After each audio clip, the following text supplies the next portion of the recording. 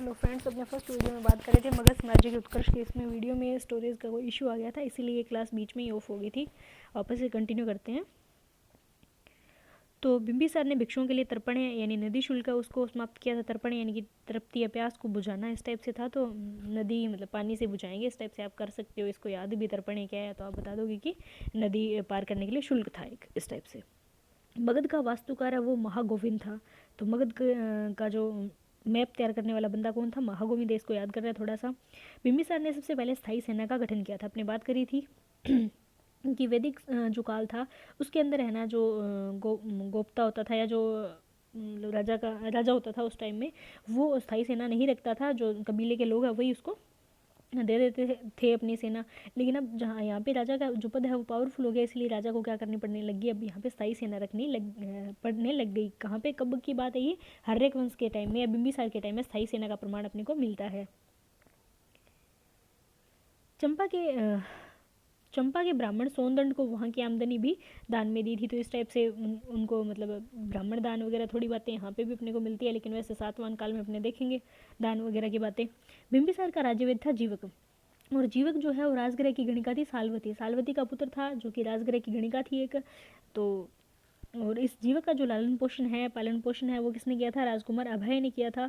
साल्वती जो है उसका राजगृह में गणिकाभिषेक भी हुआ था। मतलब ये तकड़ी बंदी थी, नॉर्मल नहीं थी। और जीवक है ये भी बहुत बड़ा आदमी होता है। आगे इसके बारे में कुछ अपने पढ़ेंगे। उसके बाद में आता है अजास्त्रु। 492 से लेकर 460 अपने बात करी थी कि बिंबिसार जो है, बिंबिसार है इसकी हत्या कौन करता है? अजास्त्रु करता है। इसीलिए तो इस हर्यक वंश को पितृहंता वंश कहते हैं, क्योंकि फिर अजास्त्रु की भी कोई हत्या करेगा ना। तो देवदत्त अपने बौद्ध धर्म के अंदर पढ़ के आए थे। ये महात्मा बुद्ध का चचेरा भाई था देवदत्त। इसने क्या करा? उकसा दिया, क्योंकि उस टाइम में अजास्त्रु थे, ठीक है। तो उसने उकसा दिया किसको? इसको अजास्त्रु को, कि तू तो ऐसे ही बैठा है। और बिंबिसार ने तो देखो 500 तो विवाह कर लिया, 500 तो इसकी पत्नी है, और तेरे पास में तो अभी कुछ नहीं है। इस टाइप से करके वो उकसा देता है। और इसीलिए क्या करता है कि अजास्त्रु और बिंबिसार की हत्या वो कर देता है, ठीक है।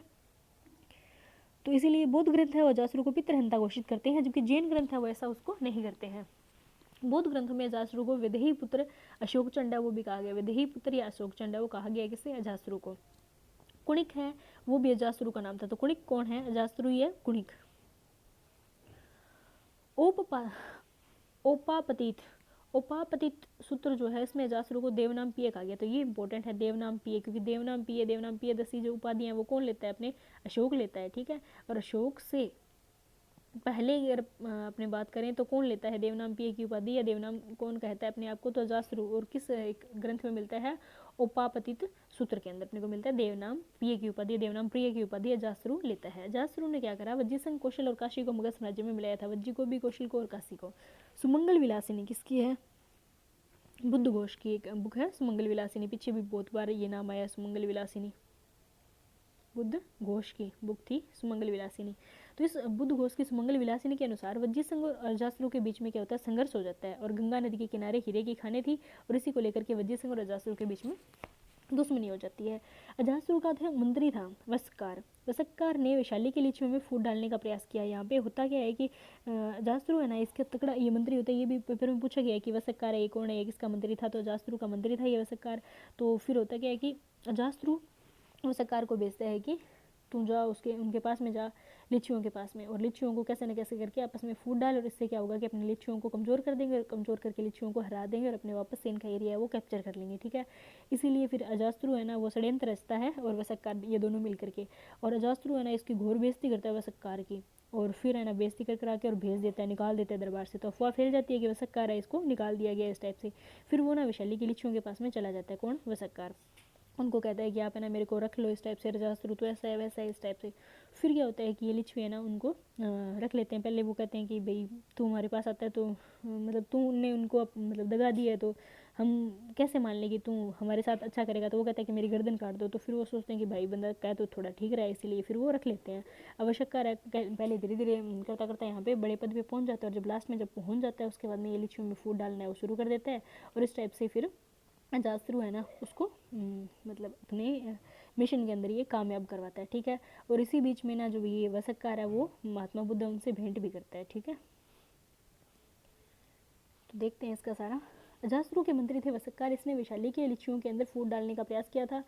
वसक्कार ने इस मामले में बुद्ध से सलाह भी ली थी। इस क्रम में वसक्कार ने बुद्ध से राजगृह में मुलाकात भी की थी। अजासुरु के मंत्री थे वसक्कार। इसकी भेंट बुद्ध से कहाँ होती है? राजगृह के ग्रह कूट पर्वत पर होती है। तो महात्मा बुद्ध और वसक्कार ये मिलते भी, और ये किसके मंत्री हैं? अजासुरु के। याद करना है इसको।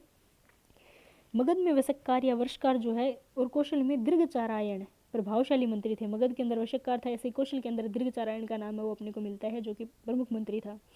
इससे विजय संघ को जीतने में बड़ी आसानी हुई। अजासुरु का एक अन्य मंत्री था सुनिधि या सुनीड। तो सुनिधि या सुनीड है वो भी अजासुरु का एक मंत्री था। और इसके अलावा ये जो वसक्कार है, ये दोनों ही इसको हेल्प करते हैं लिच्छवी में फूट डालने में, विजय संघ को जीतने के अंदर। ठीक है। वज्र सिंह को जीतने में अजास्त्रु ने रथमुशल और महाशिला कंटक जो है नामक अस्त्रों का प्रयोग है वो किया था। तो महाशिला कंटक है वर्तमान जो तोप होती है, ठीक है, वर्तमान तोप की भांति महाशिला कंटक था, जिससे इस महाशिला कंटक के द्वारा होता क्या था कि पत्थर है उनकी बारिश है वो की जाती थी। शिला यानी कि पत्थर हो गया, तो पत्थरों को फेंका जाता था। ठीक है। और ऐसे ही रथ मुशल है वो रथ के टाइप से मान लो एक था, जिसके अंदर चारों तरफ से तैयार है वो वर्षा होती थी, वर्तमान टैंक की टाइप से, जैसे टैंक से चारों तरफ से मिसाइलें वो मतलब वो लॉन्च होते रहते।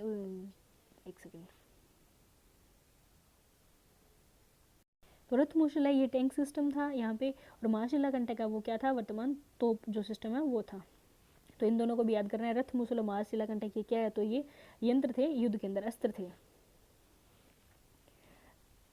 जैन ग्रंथों के अनुसार बिंबिसार ने लिच्छवी की राजकुमारी से उत्पन्न 2 पुत्र हल और बेहल को अपना शेषनग नामक हाथी और बहुमूल्य 18 लड़ियों का हार दिया था। अब होता क्या है कि बिंबिसार ने विवाह किया था ना लिच्छवी चलन्ना से, चलन्ना या वापवी जिसका नाम था।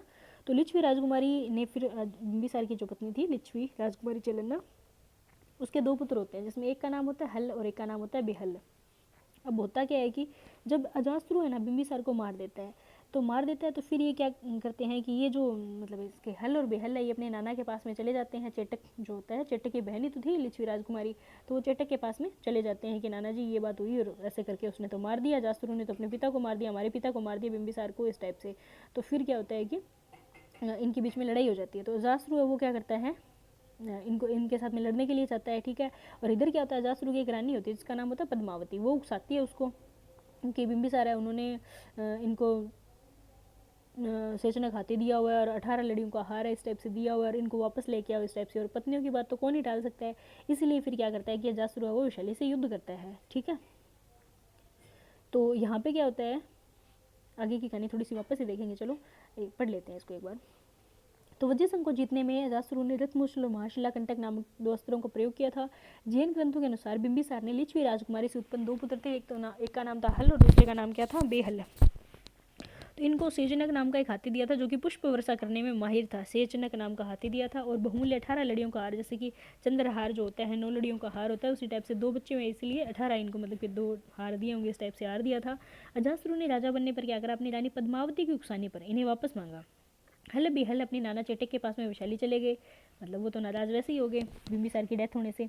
इस कारण अजास्त्रु ने वैशाली से क्या किया, युद्ध किया। लिच्छवियों से सुरक्षा के लिए अजास्त्रु ने राजगृह का दुर्गीकरण भी करवाया था। हाँ, यहाँ पे अपनी बात मान सकते हैं ये कि क्योंकि यहाँ पे फिर अब वो अटैक कर सकते हैं ना, उनसे बचने के लिए राजगृह का दुर्गीकरण उन्होंने करवाया था। अजास्त्रु ने सबसे पहले पाटलिपुत्र की महत्ता पहचानी और पाटलिपुत्र जो है उसके अंदर दुर्ग का निर्माण करवाया कि ये इंपॉर्टेंट नगर है। लेकिन पाटलिपुत्र नगर की स्थापना और उसे राजधानी बनाने का कार्य जो है वो उदयन या उदयन जो है वही करता है।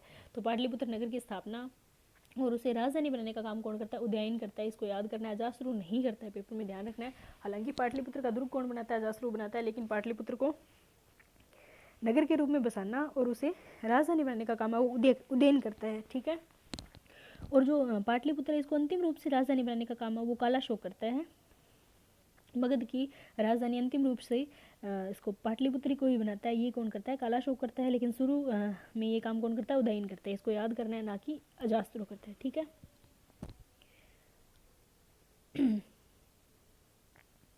अजास्त्र और कौशल राज प्रसेनजित के बीच में काशी को लेकर के युद्ध हुआ। अब यहाँ पे क्या होता है कि काशी जो क्षेत्र था, आपने बात करी थी कि बिंबिसार जो था उसको काशी है वो दहेज में मिला था, 1 लाख रुपए वार्षिक आय के रूप में उसे मिलते थे। अब बिंबिसार की तो हत्या कर दी किसने? इसने, अजास्त्रु ने। तो अब जो ये कौशल का राजा था ना, इसने क्या कहा कि अब काशी हमारा वापस दे दो, ये क्षेत्र हमारा वापस दे दो, है ना, इसीलिए वापस ले लिया, टैक्स देना बंद कर दिया। तो फिर अब अजास्त्रु ने सोचा कि ये तो अपना साम्राज्य कम हो रहा है, इसीलिए इसने क्या कर दिया, इनके ऊपर अटैक कर दिया।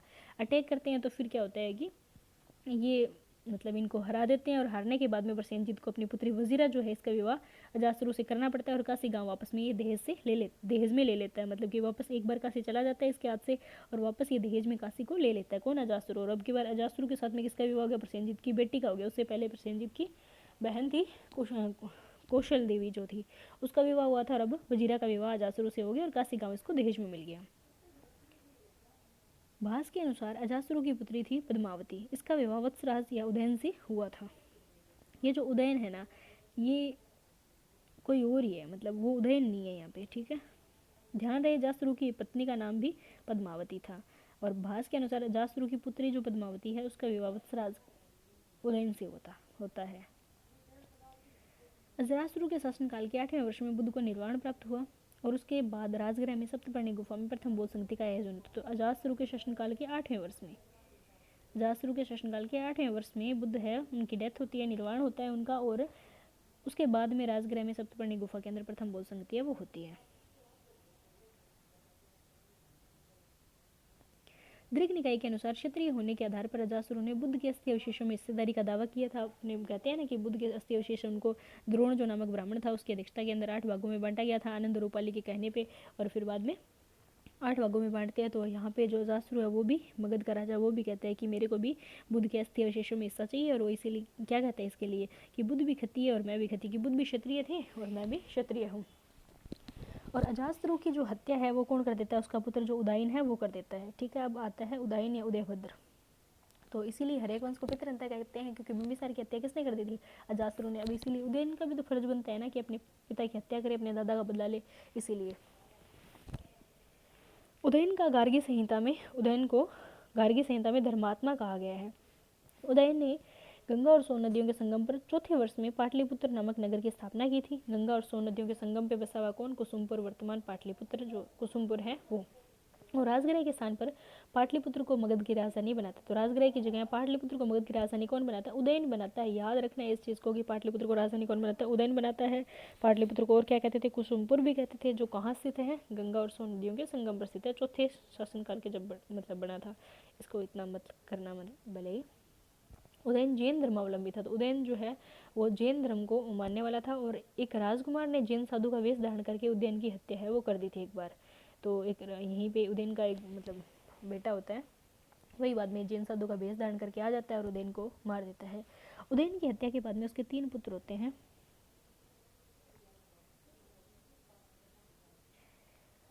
उदयन की हत्या के बाद में उसके 3 पुत्र होते हैं। कौन कौन? अनिरुद्ध, मुंडक और नागदर्शक या नागदर्शक जो है ये शासक बनते हैं। दर्शक का नाम भास के नाटक स्वपन वासवदत्ता है, इसके अंदर भी मिलता है। तो नागदर्शक का नाम भास एक थे राइटर, उनका लिखा एक नाटक है स्वपन वासवदत्ता, तो उसके अंदर भी इस नागदर्शक का नाम मिलता है। और हर्यक वंश का जो अंतिम शासक था वो भी कौन था? नागदर्शक, यानी कि दर्शन दे दिए उसके बाद में डेथ हो गई, यानी अंतिम लास्ट है नागदर्शक या दर्शक था। दर्शक का शिशुनाग नामक अमात्य या काशी के राज्यपाल ने वधस्त करके शिशुनाग वंश की स्थापना कर दी। तो हरेक वंश का अंतिम कौन होता है? नागदर्शक होता है। इसको इसी के जो मंत्री होते हैं, अमात्य होता है, वो क्या कर देता है? हटा देता है, और शिशुनाग वंश उसकी स्थापना कर देता है। परिशिष्ट पर्व में अजासुरु के उत्तराधिकारी के रूप में दर्शक का नाम मिलता है। परिशिष्ट पर्व जो है उसमें भी अजासुरु के बाद में नागदर्शक का नाम मिलता है कि आया था, ठीक है। तो उदयन है, इसे धर्मात्मा भी कहा गया। गंगा सोन नदी के संगम पे इसने पाटलिपुत्र को बसाया था, मगध की राजधानी बनाया था। जैन धर्मावलंबी था, और एक जैन इसके राजकुमार मतलब इसके बेटों में से किसी एक ने जैन धर्म वाले कपड़े पहन के और उदयन की हत्या कर दी। और उसके बाद में जो और भी शासक बनते हैं, जैसे कि अनिरुद्ध बनता है, मुंडक बनता है और नागदर्शक बनता है। इसी टाइम में जो भास है वो स्वपनवास वदता है वो लिखते हैं, जिसके अंदर जो लास्ट जो होता है ना नागदर्शक या नागदर्शक, इसका नाम मिलता है। और इस नागदर्शक को शिशुनाग नामक एक अमात्य होता है, वो उसको मार देता है और शिशुनाग वंश की स्थापना है वो कर देता है। तो यहाँ पे भी एक कहानी सी होती है, होती क्या है कि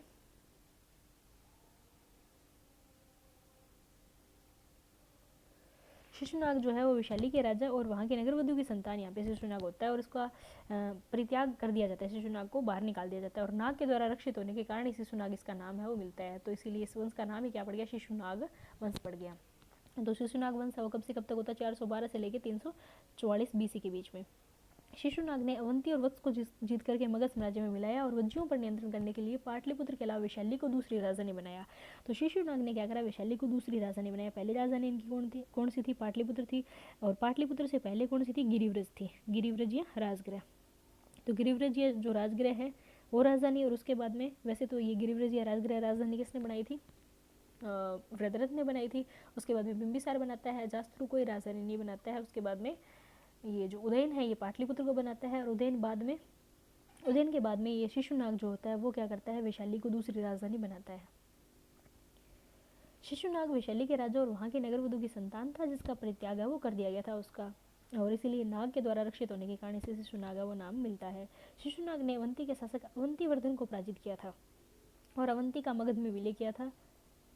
चूंकि वत्स को अवंती में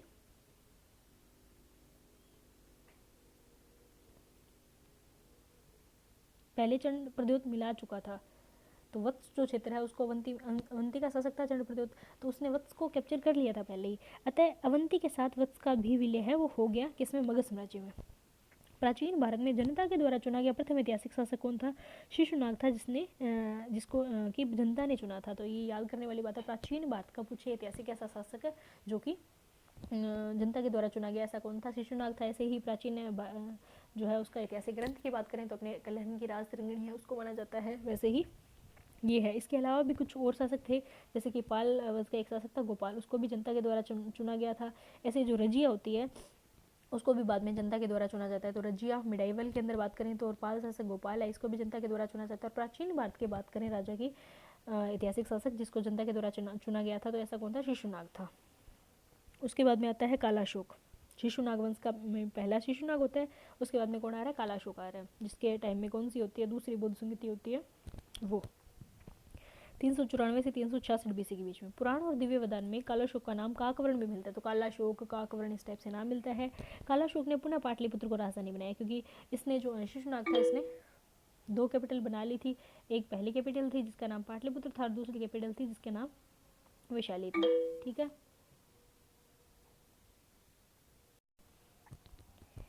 तो कालाशोक है इसका नाम, पुराण और दिव्य वदान में कालाशोक का नाम काकवर्ण मिलता है। कालाशोक ने पाटलिपुत्र को वापस अपनी राजधानी बना लिया। कालाशोक के शासन के 10वें वर्ष में वैशाली में दूसरी बौद्ध संगति है वो होती है कालाशोक के शासनकाल के 10वें वर्ष में। ठीक है, इसको थोड़ा सा ये माइंड में रखना कि कालाशोक के शासनकाल के 10वें वर्ष में होती है, और वैशाली के अंदर होती है, दूसरी बौद्ध संगति होती है। हर्षचरित के अनुसार कालाशोक की हत्या महापद्मनंद ने छुरा भोंग करके कर दी थी। हर्षचरित जो है बाणभट्ट की, हर्षचरित और कादम्बरी जो है वो बुक है हर्षचरित बाणभट्ट की, वो बुक बताती है कि महापद्मनंद ने क्या करा था, कालाशोक की हत्या कर दी थी। और महापद्मनंद है ये शूद्र वंश का था, शूद्र था जाति से। ठीक है, और जो हर्षचरित है ना इसके अंदर अपने को राजनीतिक जीवन और सामाजिक जीवन जो हर्ष का था उसके बारे में जानकारी मिलती है, और धार्मिक जीवन की जानकारी है वो उसके बाणभट्ट की कादम्बरी से मिलती है। ठीक है, शिशुनाग वंश का अंतिम शासक था नंदीवर्धन या महानंदी। महानंदी या नंदीवर्धन था वो शिशुनाग वंश का अंतिम था। शिशुनाग है वो कौन सा था, पहला था, और महानंदी या नंदीवर्धन है वो लास्ट था, जिसको कि कौन मार देता है, महापद्मनंद है वो मार देता है। ठीक है, तो यहाँ पे क्या होता है कि ये जो राजा कौन था लास्ट में, नंदीवर्धन है। इसके दरबार में कौन रहता है, नंदीवर्धन के दरबार में था एक तो नाम आता है उग्रसेन, और एक और नाम आता है यहाँ पे, एक सेकेंड,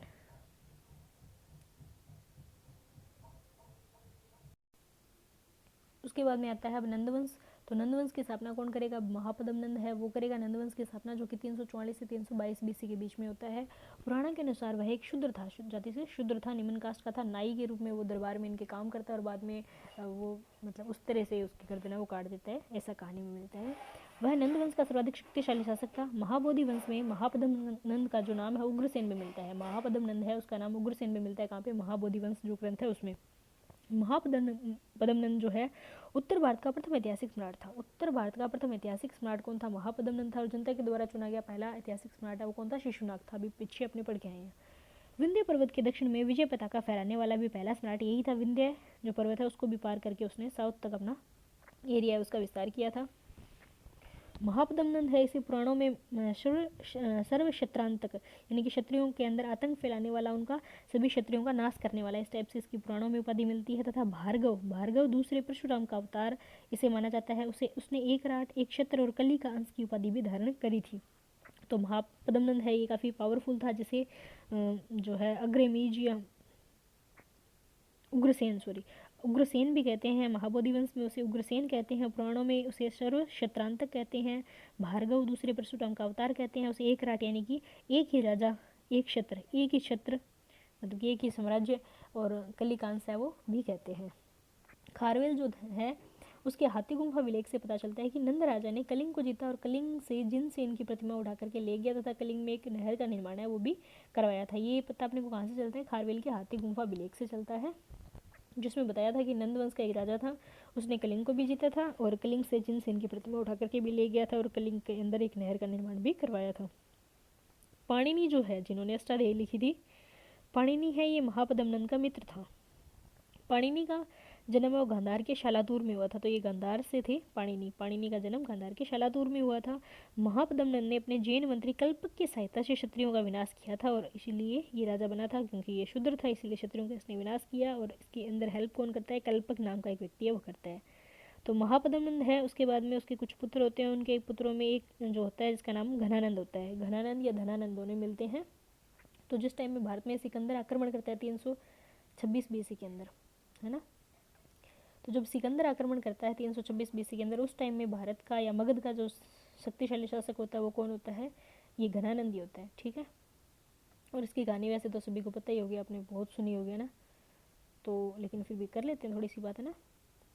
तो क्या होता है कि घनानंद एक बार अपने दरबार में होता है और इधर तक्षशिला के आचार्य जो प्रसिद्ध थे, जिनका नाम क्या था? कौटिल्य, चाणक्य, विष्णुगुप्त, द्विजर्षभ और एक और इनका नाम होता है इसी टाइप से एक, तो ये इनके नाम थे। एक नाम होता है अजय। तो ये क्या करते हैं? तक चाणक्य है, इनको पता चलता है कि एक शक्तिशाली सम्राट है सिकंदर जो कि भारत की तरफ है, वो आ रहा है, जिसने कि झेलम नदी को पार कर लिया है, जो कि पोरस जो राजा होता है उससे युद्ध करता है। आइडिस बीच का युद्ध, कर्रा का युद्ध या झेलम चेनाब के बीच में होता है, इसलिए झेलम का युद्ध है वो कर लिया है। और इसके बाद में ये जो राजा आ रहा है सिकंदर जो है वो इंडिया की तरफ है बढ़ रहा है, ठीक है। तो फिर क्या होता है कि तक्षशिला का जो आचार्य होता है वो यहाँ से चलता है, वो सोचता है कि अपने जाएंगे यहाँ से और जाकर के मगध का जो शक्तिशाली शासक है उसको थोड़ा मतलब सचेत करेंगे कि वो कुछ करे, इसीलिए जो है वो चल जाता है। कौन? कौटिल्य या चाणक्य। लेकिन होता क्या है कि जब यहाँ पे पहुँचता है तो वो देखता है कि यहाँ का राजा है वो तो रंगरलियों में अपना टाइम व्यतीत कर रहा है, कुछ भी नहीं कर रहा है, क्योंकि वो दरबार में जाता है तो जो गेट कीपर होता है वो एक बार कहते हैं इसको कि एक बार आप तो बाहर रुकिए, आपको अंदर नहीं जाने दिया जा सकता, क्योंकि जो हमारे घनानंद जनाब हैं वो तो मीटिंग ले रहे हैं, इस टाइप से। फिर कौटिल्य कुछ देर वेट करते हैं, फिर बाद में उनको पता चलता है कि यहाँ पे तो ये डांसिंग वगैरह उस टाइप से सिस्टम चल रहा था। फिर कौटिल्य अंदर आ जाते हैं, फिर वो घनानंद को काफ़ी बोलते हैं कि आप हेल्प करिए, अगर मतलब नहीं रहा तो अखंड भारत अपना ये टूट जाएगा, इस टाइप से। फिर वो क्या करते हैं कि घनानंद है उनको गुस्सा आ जाता है, वो कहते हैं कि इसको बाहर निकालो। तो फिर वो कहते हैं कि नहीं, मैं अपने आप ही चला जाऊँगा। और फिर चाणक्य यहाँ पे एक वो चुनौती देते हैं और कहते हैं कि मैं अपनी शिखा जो है उसको तब तक नहीं बांधूंगा जब तक कि तुम्हारी मतलब तुम्हें मार नहीं दूंगा और अखंड जो है साम्राज्य का निर्माण है वो नहीं कर लूँगा, ठीक है, इस टाइप से। फिर यहाँ पे जब ये कौटिल्य चाणक्य यहाँ पे घूम रहे होते हैं तभी इनको एक बालक मिलता है जिसका नाम क्या होता है? चंद्रगुप्त मौर्य होता है। और यहाँ पे ये जो बालक है चंद्रगुप्त मौर्य, ये गेम खेल रहे होते हैं जिसका नाम होता है राज किलम गेम होता है, वो खेल रहे होते हैं। और ये एक शिकारी के मतलब कैप्चर में ये रहता है चंद्रगुप्त मौर्य, उसके साथ ही ये रहता है और उसके मतलब काम वगैरह करता है, ठीक है। तो यहाँ पे दो टाइप से मिलता है, जो एक मैंने सीरियल देखा था उसके अंदर तो एक मांस का टुकड़ा एक कुत्ते को फेंका जाता है और उसके साथ में उसकी दौड़ वगैरह लगवाई जाती है, इस टाइप से होता है। लेकिन एक कहानी मैंने और एक सर से सुनी तो वो कहते थे, उन्होंने बताया कि इसमें पिंजरा था और पिंजरे के अंदर शेर बनाया हुआ था, ठीक है। पिंजरे में शेर था, तो उसने जो शिकारी था उसने कहा कि जो इस शेर को पिंजरे से बिना पिंजरा खोले बाहर निकाल देगा वो विजेता होगा। और चाणक्य है वो भी यहाँ पे खड़े होते हैं और चंद्रगुप्त मौर्य और बाकी सारे स्टूडेंट भी खड़े होते हैं। तो सभी को लगता है कि ये तो असंभव है, क्यों शेर के मुंह में हाथ दें अपने, ना। फिर क्या होता है कि चंद्रगुप्त मौर्य वो इसके चारों ओर चक्कर लगाते हैं और उसको पता चल जाता है कि ये शेर है वो मोम का बना हुआ, वो मसाल जलाते हैं और इसके पास में चारों ओर लेकर के घूमते हैं। और इससे क्या होता है कि जो मोम का जो शेर है वो पिघल जाता है और पिघल करके अपने आप ही पिंजरे से बाहर आ जाता है। यहाँ पे चाणक्य है वो इसकी तीक्ष्ण बुद्धि को देखते हैं कि ये बालक तो बड़ा तेज है, चंट है ना अपनी लैंग्वेज में। तो फिर क्या करते हैं, ये इसको यहाँ से ले आते हैं और यहाँ पे भी खरीदते हैं और उससे उसको 1000 कारशापण हाँ वो दे करके आते हैं। 1000 कारशापण में उसको चंद्रगुप्त मौर्य को खरीद लेते हैं। फिर उसकी जो चंद्रगुप्त मौर्य है उसकी माँ का नाम होता है मुरा। मुरा से वो आगे लेकर के चंद्रगुप्त मौर्य है वो आ जाते हैं, क्योंकि चाणक्य उनको कहते हैं कि मैं तेरे को शिक्षा दूंगा, ये करूंगा वो करूंगा इस टाइप से। फिर चाणक्य शिक्षा देने के लिए उसको ले आते हैं यहाँ पे तक्षशिला में, और फिर यहाँ पे चंद्रगुप्त मौर्य को शिक्षा दी जाती है। और जब सिकंदर है वो अटैक करता है तो उस टाइम में जो ये चंद्रगुप्त मौर्य और जो ये चाणक्य है वो काफ़ी कुछ यहाँ पे करते हैं, ठीक है। लेकिन बाद में सिकंदर है उसकी तबीयत वगैरह ख़राब हो जाती है और इस टाइप से फिर वो सिकंदर वो यहाँ से वापस चला जाता है, यहाँ तक इतना ज़्यादा नहीं जीतता है क्षेत्र को। और 323 बीसी के अंदर, जैसा कि आपको पता है, बेबीलोनिया के अंदर मस्तिष्क ज्वर के कारण सिकंदर की मृत्यु हो जाती है और इधर अखंड भारत का सम्राट है वो चंद्रगुप्त मौर्य बन जाता है 322 या 323 बीसी के आसपास में, ठीक है। तो यहाँ पे घनानंद की वापस कहानी देखें तो महापद्म उनके पुत्रों में घनानंद जो था वो सिकंदर के समकालीन था। यूनानी लेखकों ने घनानंद को अग्रमीज कहा है, अग्रमीज कहा है। सिकंदर का भारत में आक्रमण घनानंद के टाइम में हुआ था। भद्रशाल घनानंद का सेनापति था और शक्तार और राक्षस उसके माते थे। हाँ, घनानंद के दरबार में रहता है एक बंदा जिसका नाम राक्षस होता है, या फिर जैसे सीरियल में मुद्रा राक्षस के नाम से कहा गया, जो कि चाणक्य का बहुत ही तकड़ा मतलब दुश्मन होता है। लेकिन लास्ट में वो ना इसको कौटिल्य इसको घनानंद को मारने के लिए भी चाणक्य की हेल्प करता है, ठीक है। लेकिन शुरू में बहुत ही षड्यंत्र वगैरह वो भी बहुत रचता है जो राक्षस है, मुद्रा राक्षस होता है, क्योंकि ये चाणक्य के साथ ही पड़ा होता है और उसको भी मतलब इतने मतलब आते हैं उदाव पेज जितने ही चाणक्य को आते हैं, ठीक है। इसीलिए जो हराना उसको बहुत ही मुश्किल था घनानंद को, वरना तो जो चंद्रगुप्त मौर्य इजीली हरा सकता था उसको। तो उसके दरबार में कौन कौन थे, एक तो भद्रशाल था जो कि घनानंद का सेनापति था, भद्रशाल। इसके अलावा शक्तार और राक्षस या मुद्रा राक्षस है, इसके मंत्री थे, अमात्य थे। जो दीपवंश और महावंश है इसके अनुसार घनानंद ने 80 करोड़ धनराशि गंगा के भीतर एक पर्वत गुफा में छिपा रखी थी। धन इनके पास में बहुत था, इसीलिए इसका नाम क्या धनानंद है, धन में आनंद में रहते हैं ना। टर्नर ने महावंश के आधार पर नंद शासकों को लालची भी बताया है कि इस टाइप से इन्होंने छुपा रखी थी, यानी कि लालची हैं। संगम कवि मामलूर और ह्वेनसांग ने भी नंदों की अतुल्य संपत्ति का उल्लेख किया है, तो मतलब बात तो है कि इनके पास में पैसा था। टर्नर ने भी लालची बताया है, संगम कवि या मामलनूर इन्होंने भी, और ह्वेनसांग ने भी नंदों की अतुल्य जो संपत्ति इनके पास थी उसका वर्णन किया है। कथा सरित सागर के अनुसार नंदों के पास में 99 करोड़ स्वर्ण मुद्राएं थी और 322 ईसा पूर्व में चंद्रगुप्त मौर्य ने क्या करा, धनानंद है उसकी हत्या कर दी और मौर्य वंश का शासक वो बन गया। 322 भी आता है कई जगह और 321 भी अपने को मिलता है, ठीक है। तो इस टाइप से क्या होता है, ये नंद वंश ये खत्म हो जाता है।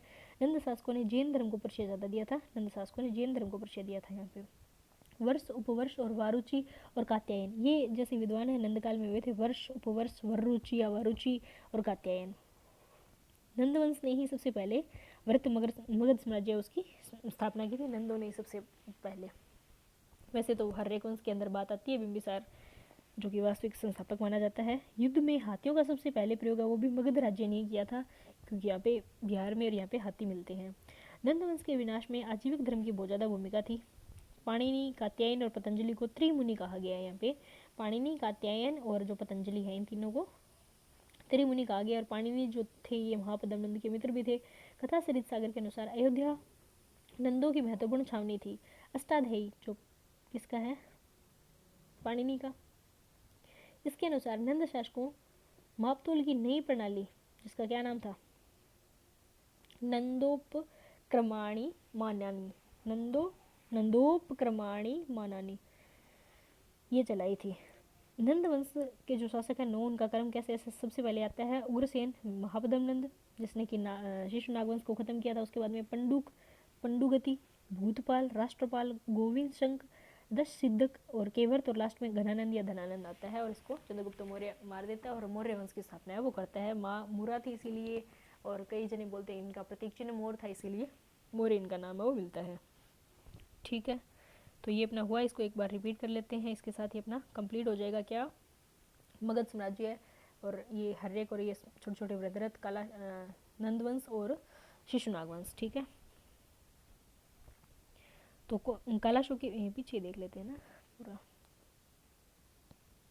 शिशुनाग वंश की बात करें तो शिशुनाग ने अवंती और वत्स को जीता था और मगध साम्राज्य को मतलब विस्तृत किया था। वैशाली को दूसरी राजधानी बनाया था। शिशुनाग जो था इसने वैशाली के राजा और वहाँ के नगरवधु की संतान ये शिशुनाग था, इसको छोड़ दिया था और नाग ने इसे पाला था, इसीलिए इसका नाम शिशुनाग पड़ा था। शिशुनाग ने अवंती के शासक अवंतीवर्धन को हराया था और अपने एरिया में मिला लिया था। वत्स जो पहले ही अवंती के कब्जे में था और अवंती के शासक को हरा दिया चंद्रप्रद्योत को, इसीलिए पूरा का पूरा एरिया है वो इसके शरण में चला गया।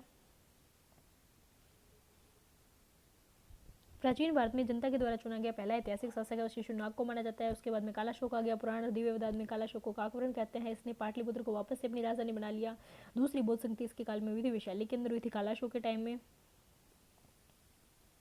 हर्षचरित के अनुसार कालाशोक की हत्या महापद्मनंद ने छुरा भोंक करके की थी और ये इनके दरबार में नाई का काम करता था इस टाइप से। और शिशुनाग वंश का अंतिम शासक वो नंदीवर्धन या महानंदी था। उसके बाद में आ जाता है नंदवंश 344 से 322 बीसी के बीच में। इस वंश की स्थापना महापद्मनंद करता है। पुराणों में बताया गया है कि वो शूद्र था। नंदवंश का शक्तिशाली शासक था। महाबोधि में पद्मनंद है, उसको उग्रसेन भी कहते हैं। और उसके बाद में इसने ना विंध्य पर्वत के दक्षिण में भी विजय पताका फहराई थी। ऐसा करने वाला मगध का पहला सम्राट यही था। मगध का है ना कि भारत का, इस टाइप से ध्यान रखना, आगे भी बहुत सारे आएंगे। पुराणों में महापद्मनंद को सर्व शत्रांतक यानी क्षत्रियों का नाश करने वाला, भार्गव यानी दूसरे परशुराम का अवतार, एक राट, एक छत्र और कली का अंश है, वो भी वादियां दी गई मिलती है। खारवेल के हाथी गुफा अभिलेख से पता चलता है कि नंद राजा ने कलिंग को भी जीता था और कलिंग से जिन सेन जो है उनकी प्रतिमा उठा करके ले गए थे। कलिंग में एक नहर का निर्माण भी करवाया था। पाणिनि महापद्मनंद का मित्र था जिसकी अष्टाध्यायी है। पाणिनि का जन्म गांधार के शालातूर में हुआ था। महापद्मनंद ने अपने जैन मंत्री कल्पक की सहायता से क्षत्रियों का विनाश वो किया था। उसके बाद में जो लास्ट आता है वो आता है घनानंद। ये सिकंदर का समकालीन था और यूनानी लेखकों ने घनानंद को अग्रमीज कहा है। सिकंदर इस टाइम में भारत आया था। 32 साल इसका सेनापति था। शक्तार और राक्षस इसके मंत्री थे। दीपवंश महावंश में धनानंद ने 80 करोड़ धनराशि गंगा नदी के अंदर छुपा रखी थी पर्वत के नीचे। ऐसी टर्नर है उनको लालची बताता है। संगम कवि मामल नूर और वेनसांग इनके ये भी वर्णन करते हैं कि इनके पास में अपार धन संपत्ति थी। कथा सरित सागर उसमें भी बताया गया है कि नंदों के पास में 99 करोड़ स्वर्ण मुद्राएं थी। और लास्ट में 322 ईसा पूर्व में चंद्रगुप्त मौर्य क्या करता है, घनानंद की हत्या कर देता है और मौर्य वंश की स्थापना करता है। नंदों की बात करें, धर्म की बात करें तो इन्होंने जैन धर्म को परिचय दिया था। वर्ष उपवर्ष स्वारोचि और कात्यायन ये विद्वान नंद काल में हुए थे। नंदों ने सबसे पहले मगध साम्राज्य की स्थापना की थी। युद्ध में हाथियों का प्रयोग भी यहाँ पे हुआ था। नंद वंश के विनाश में आजीविक धर्म की बहुत ज़्यादा भूमिका थी। पाणिनि, कात्यायन और पतंजलि इन तीनों को त्रिमुनि कहा गया है। और कथा सरित सागर के अनुसार अयोध्या जो है वो नंदों की महत्वपूर्ण छावनी थी। अष्टाध्यायी के अंदर मापतोल की नई प्रणाली नंदोपक्रमाणी मानानी के बारे में अपने को मिलता है। नंदवंश के 9 शासक थे। उग्रसेन या महापद्मनंद है। उसके बाद में पंडुक, पंडुगति, भूतपाल, राष्ट्रपाल, गोविशंक, दशछिदक, केवर्त और घनानंद आता है। उसके बाद में यहाँ पे कुछ दिए हुए प्राचीन भारत में व्यवस्थाकारों के द्वारा 12 प्रकार के पुत्र बताए गए। जैसे ओरस क्या होता है, खुद का जो पुत्र होता है विवाह से, खुद के विवाह से। वेद जो पुत्र होता है ओरस होता है, सबसे बढ़िया यही माना जाता है। उसके बाद में क्षेत्रज यानी उस स्त्री से उत्पन्न पुत्र जो पति के मृत्यु, आरोग्य, नपुंसक होने पर सजातीय पुरुष से नियोग करती है। और ओरस पुत्र के बाद में क्षेत्रज पुत्र होता है, इसका दूसरा स्थान होता है। उसके बाद में आता है दत्तक पुत्र यानी कि जो गोद लिया हुआ पुत्र है, जैसे कि झांसी की रानी लक्ष्मीबाई का बेटा था उसको गोद लिया हुआ था। ऐसे ही कृत्रिम पुत्र, माता पिता के द्वारा विशेष परिस्थितियों में किसी को पुत्र स्वीकार करना एक टाइम के लिए, जैसे कोई लड़ाई हो गया और अपने मान लेते हैं ये मेरे पापा हैं, जैसे स्कूल के अंदर बच्चे करते थे पहले। आपने तो शायद नहीं किया हो, आजकल तो बहुत करते हैं बच्चे, किसी और को बना ले आते हैं, मेरे पापा लगते हैं, आप इनको दिखा दो रिजल्ट, या इस टाइप से। या बड़े भाई को कोई ले जाता है तो उस टाइप से। कृत्रिम पुत्र, गूढ़ पुत्र क्या हो गया, जिसके पिता का पता न हो लेकिन ये स्त्री उस पति का ही पुत्र स्वीकार किया गया, उस स्त्री के पति का ही पुत्र है उसे स्वीकार किया गया, तो गूढ़ पुत्र हो गया। अपविद पुत्र, अपने माता पिता के द्वारा छोड़ा गया और दूसरे दंपति के द्वारा स्वीकार किया गया पुत्र, अपविद पुत्र हो गया। कानीन पुत्र, विवाह से पूर्व कन्या से उत्पन्न पुत्र जो कन्या के पिता के घर में जन्मा है उसे कानीन कहते हैं। सहोड, विवाह पूर्व गर्भवती स्त्री का पति के घर में आकर के पुत्र उत्पन्न हुआ तो उसे सहोड कहते थे। क्रीतक, माता पिता को मूल्य देकर के खरीदा गया, क्रीत यानी कि खरीदना, क्रेता, तो खरीदा गया पुत्र हो गया क्रीतक। पुनर्भव, पुनर्विवाह से स्त्री के द्वारा जो उत्पन्न पुत्र होता था वो पुनर्भव होता था। स्वयं दत्त पुत्र, अपनी इच्छा से किसी व्यक्ति का जो पुत्र बनना, कि मैं तो फलाने का बेटा हूँ, आपका भी इच्छा होती होगी ना अंबानी की और उनके बेटे बनने की, ऐसे ही तो स्वयं दत्त पुत्र आप बन सकते हो अगर वो एक्सेप्ट करें तो। पार्श्व पुत्र, ब्राह्मण पुरुष और शूद्र स्त्री के अनुलोम संयोग से उत्पन्न पुत्र उसे पार्श्व पुत्र करते हैं। तो इसी के साथ अपनी वीडियो है वो खत्म हुई और नेक्स्ट अपने करेंगे मौर्य शासन। ठीक है।